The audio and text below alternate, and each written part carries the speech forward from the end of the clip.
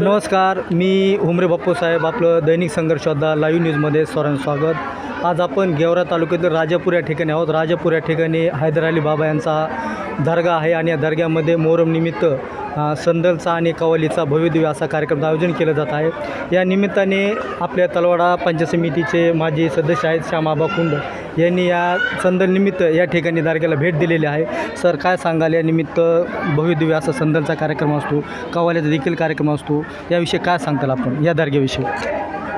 मुन्शीभाई यांच्या वतीने सातत्याने हा कार्यक्रम या ठिकाणी घेतला जात होता, पण ते आपल्यात आज हयात नाहीत आणि त्यांचे जे काही वारसा आहे पुढे त्यांचे चिरंजीव दोन्ही मुलं बिलाल आणि मोहम्मद भाई हे या ठिकाणी ते चालवत आहेत। या दर्ग्याचा फार मोठा भाविक भक्त या ठिकाणी उपस्थित होतात आणि आमच्या परिसरामध्ये कव्वालीचा जो काही आस्वाद आहे, एक जुनी कला आपल्या भारतीय संस्कृतीतली आहे, तिला वाव देण्याचं काम या दर्ग्याच्या माध्यमातून ही संयोजन समिती करते।